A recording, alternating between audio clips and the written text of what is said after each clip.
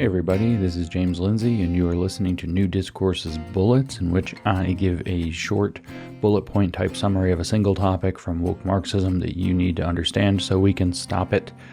And that topic today is entryism, or communist entryism. Sometimes you'll find it called entrism. You can look it up. There's lots of information about it. It's not some term I've made up. So entryism is the idea or the concept of actually infiltrating an institution. It's how you get people from your camp into an institution, whether that institution is a university, whether it's the police, whether it's the military. Those are kind of typical ones, whether it's a company. The entire long march through the institutions that took place through education and through the other professional categories followed basically an entryism-based insurgency model, and that's exactly what we've been dealing with. That's what's been going on for a very long time, but some more palpable examples of entryism in practice. And I mostly, the point of this is to get you familiar with the concept of entryism, get you able to call out the concept of entryism, and hopefully be able to mount a defense or response to entryism when you see it occurring. So I want to give you some more palpable examples than just the kind of general long march through the institutions. We'll start with one from that is that. We can actually start with the origin story of critical race theory as related in critical race theory, the key writings that form the movement. So at the time, we're in the middle of the 1980s, roughly 1985 or 6, the critical legal studies, CLS movement, or critical legal theory movement, was well underway. It was obviously being critical in orientation based in critical Marxism. It was a critical Marxist attack on the law, and it had been making some degree of progress. The conference had grown to maybe, if I remember right, almost 1,000 attendees by whichever of those 2 years it was in the 1980s. And in fact, the reason I'm ambiguous on which year it was is because in the book Critical Race Theory, the key writings that form the movement, they tell the story and they give both dates. So I don't know which date is correct. One of them is wrong, but there we are. And so what happened was a contingent of black feminist, primarily critical race theorists who had not yet donned the name critical race theory, billed themselves as critical legal theorists and petitioned the conference to allow them to have a panel.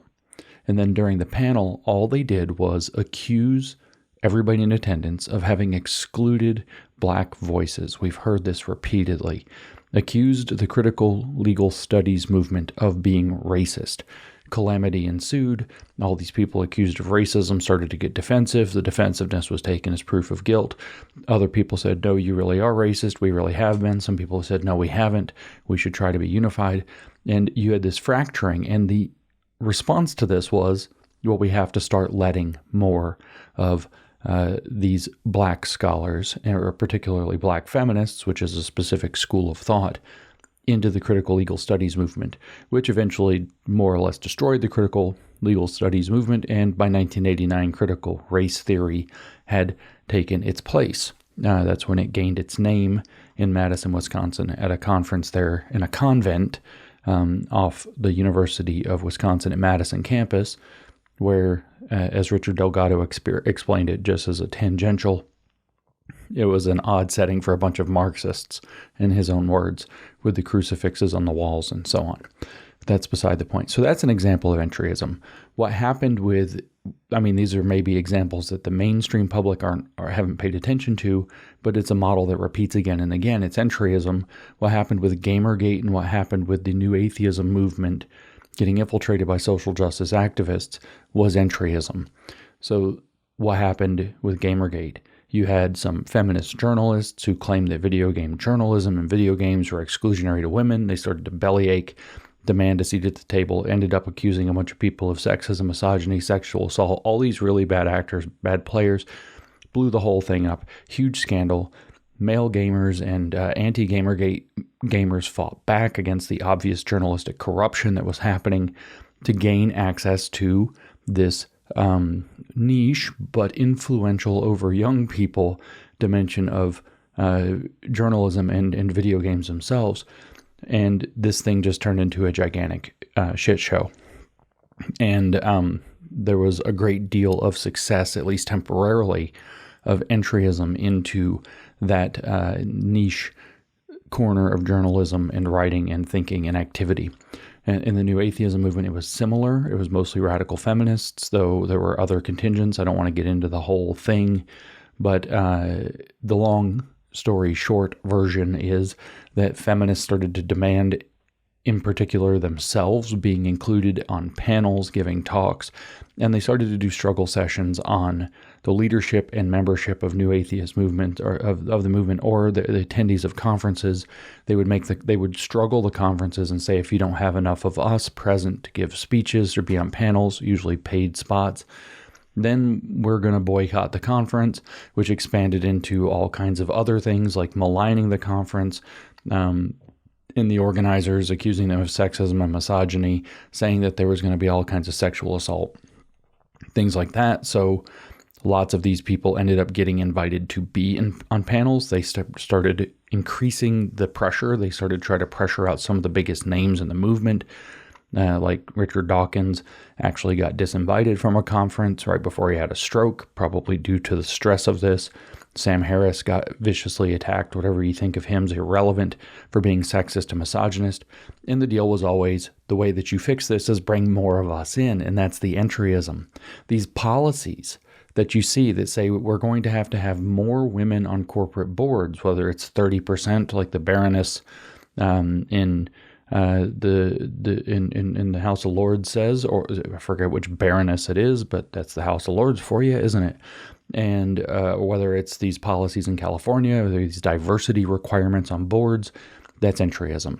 We all know that what it means is that it's used as an excuse to bring in people with critical consciousness. The diversity inclusion fraud has been exposed repeatedly in this sense, but that's the goal, is to bring in people with critical consciousness and put them on boards and exclude people who don't have it. That's your diversity initiative to bring them in, and inclusion requirement to exclude other people who don't satisfy or affirm the communist position. That's bringing communists and communist ideology into the board. That's entryism. So there's a name for this thing that happens again and again and again. These are various tactics that they're using, whether it's policy, whether it's struggle sessions, whether it's accusations, to achieve entryism. Here's another example: defund the police. The defund the police movement had literally nothing to do with wanting to defund the police. Just like the, dismissal of military, the discharge of military people who didn't get their, for servicemen and women who didn't get their shots, for example, or who don't want to be a part of this, and so they don't re-up their enlistment or whatever. After having to go through all this DEI crap that the military is putting on. Guess what? That's entryism. The goal is to weaken the force and then create a crisis and then say, oh my gosh, we need to recruit, but now we have all these new recruitment policies rooted in DEI. So you defund the police, you weaken the police force, you get a crime wave, you say, oh my God, we need more cops. That's one of the two solutions to the problem, by the way. The other solution is we go to a new form of policing with surveillance, mass surveillance and facial recognition and all that. But let's say that we take the, oh my God, the police force is too weak. So what do? You bring in new loyal people that are going to learn it according to the new DEI policies and so on. And you hire a lot of actually incompetent people who are going to be moldable political operatives for your police force or for your military. That's entryism. That's how you actually take over one of those institutions, even though you seem like you're like, oh, no way they're getting the cops, no way they're taking over the police or the military. Actually, entryism allows them a vehicle to do that, and that's how it works. You should be starting to think of, populate in your mind lots of examples. Everything coded diversity, equity, and inclusion is actually an entryist scam. Diversity, equity, and inclusion is a pretext for entryism. For example, we just had this guy, what country, Ireland, come up, I guess he's an MP or something there, and he was saying that remember that even with all of the immigration, Ireland is 96% white almost. Well, he said that the representation in government is far too white, maybe it was in parliament specifically, is far too white. Guess what that's a call for? Diversity and inclusion. Guess what that means? You're going to bring in people who look different, but to make sure that they have the authentic black voice. Remember, Ayanna Pressley said, we don't want, that's representative, I should add, Ayanna Pressley of the United States Congress said, we don't want any more black faces who don't want to be black voices. We don't want any more brown faces who don't want to be brown voices. What that means is that there is a correct way to articulate racial minority or sexual minority or whatever voice, which means critical consciousness, which means bringing in woke Marxists under the pretext of fleshing out a diversity requirement with inclusion, bringing in the censorship policies and the political correctness that boil down to affirming their presence, making sure they feel like they belong, celebrating that they're there, blah, blah, blah, welcoming environment. We're all sick of the words. That's what it's for. The point is to effect entryism. In other words, to bring political officers into an institution to transform it from within. This is consonant with Antonio Gramsci's idea that the only way to defeat cultural hegemony in a society in the West is to infiltrate its key institutions. In other words, to do entryism, and then use the people who infiltrated, who are Marxists, to establish what he called a counter-hegemony within the institution. So then the culture-producing institution, and he named family, religion, education, media, and law, that culture-producing institution that's now been infiltrated through entryist tactics becomes a producer of a new counter-hegemonic, in other words, communist or neo-Marxist hegemonic set of values that we call DEI policies, inclusion, welcoming, belonging, all this BS. This isn't actually benign, sustainable and inclusive values. This isn't anything other than a communist tactic to take over the institutions. Now, just to put a really fine point on this, let's go back to Gramsci for a second. Gramsci said religion, okay, we can see that. You take over the seminaries, you take over you get the pastors, and all of a sudden, there you go. You can do that the educational route like they did in schools. Education, you take over the colleges of education. We know how it works, right? Media, well, you take over the colleges of journalism, you take over the culture producing, all of the media apparatuses, whether it's you take over editorial positions, whether you take over, you create alternative media itself, or whether you take over the schools that produce the professionals and do it in a generational fashion. We know how media gets taken over. Law, we know how entryism works in law. We heard it from the critical race theory story already.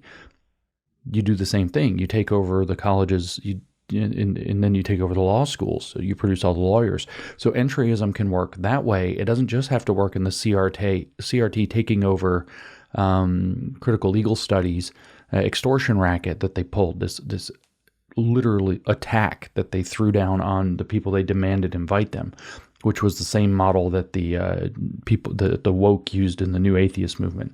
It doesn't have to be that, though. It could be this other thing where you take over generationally, you take over the schools and produce new lawyers, you take over the professional apparatuses, the credentialing apparatuses, the licensure apparatuses like the bar, like figuring out taking over medical schools, medical licensure, all having diversity requirements. We just saw in Canada, for example, that they actually put out a document saying that in the name of DEI or social justice or whatever, that things like racial equity and racial competence and the other aspects of social justice are more important to medical professionals than medical expertise. That's in a document they put out just the other day. I think it's from something to do with Medical Can or something. I don't know what the organization is. I could look it up on my Twitter. It's beside the point. This is all a different form of entryism. So there's three different types, right? The generational approach, the attack approach, and then there's this taking over the credentialing entities, the monopoly of licensure approach. But Gramsci listed those 5, and I only talked about 4. And this is the fine point and the last point. What about family? How do you do entryism to a family? Well, you brainwash the kids. You brainwash the kids. Because a brainwashed kid comes home and he's completely intolerant, or she's completely intolerant now. And the process that follows is called renormalization. The family has to bend around in order to accept and tolerate this now brainwashed, activated, radicalized child. Maybe they've decided that they have weird new sexual identity or gender identity that doesn't match their sex. Maybe they're trans or non-binary or non-conforming or gender fluid or gender queer or gender fucked. That's a real word in their literature, by the way. I didn't make that up. Maybe there's something like this. Maybe they've decided that they are an absolutely intolerant racial ally. Well, when you have this situation of an absolutely intolerant family member, the whole family has to actually make changes in order to accommodate, or they have to fulfill the prophecy of the woke groomers and become antagonistic and or even disown the recalcitrant child. And so that's actually entryism into the family unit itself, into the institution of the family. You brainwash the kids. You hit them with a constant barrage of media messages and woke education. So when you've taken over media and education, it becomes very easy to brainwash the kids. And then what do? You send the brainwashed kids into the institution of the family to start shattering it from within. One individual family, one individual community, one individual church, maybe at a time, using this brainwashed utter recalcitrance that shows up with the woke mindset.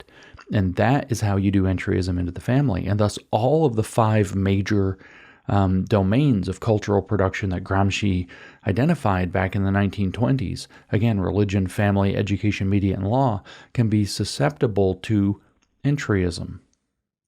And not just in the abstract. Remember, defund the police was entryism into police forces, and defund, or this whole pressure, this squeeze they put on the military is entryism into the military. And we could just do example after example after example after example. And the point of this podcast is to teach you, first of all, there's a word for this. It's called entryism. It's a strategy. It is the strategy behind the long march through the institutions, which is the name that Rudi Dutschke, a communist in 1966, gave to what he saw Mao Zedong doing in China successfully with his literally insurgency model, his Maoist insurgency model, cultural insurgency model, that was, if not directly, indirectly based off of what Gramsci wrote. Gramsci was being translated into other languages other than the original Italian and maybe Russian at the time, in the 1960s and in 1970 into English. And so this milieu of the radical Marxists of the 1960s would be aware of what Mao was doing, would be aware of what Gramsci had written, and would have put 2 and 2 together, and were able to formulate this model of penetrating these cultural institutions to create a counter hegemony to overthrow the value system of the existing society that we know and love and call Western civilization. That technique has a name. It's called entryism. You can go read about this as a tactic. There's even, I think, a Wikipedia entry about it, if I'm not mistaken, if they didn't take it down. You can get familiar with it, and you can do what I've urged you to do repeatedly with it. You can name the dynamic. You can say, hey, look, what's happening here is entryism. When they say that we need a DEI coordinator, when they say that there's too much racism in this school system and you're susceptible to civil rights lawsuits because of some weird consultant racket, by the way, that's another example. They come tell the CEO or the HR, you have legal exposure under these bad interpretations of civil rights laws, and so you need a DEI, implicit bias, whatever, anti-racism coordinator, trainer, officer, blah, blah, blah, consulting group to come in and make sure that you're on the good, and so that you don't get sued. And if you say no, they're going to figure out a way to sue you. So you're caught in this weird extortion racket. That's entryism too. They're getting themselves and the ideology into another institution, your company or whatever it is, your school, whatever. This is a knowable, understandable technique. And the magic of communist techniques is that they only work when people don't know what's really going on. So if you can call the technique out, identify how it works for people, you can demystify them and get them to back you when you say no, or get them to say no in the first place. So the technique, again, is called entryism. It's a very important technique to understand. You'll see it everywhere once you start to understand it. I gave you copious examples in this episode. I hope this has been helpful.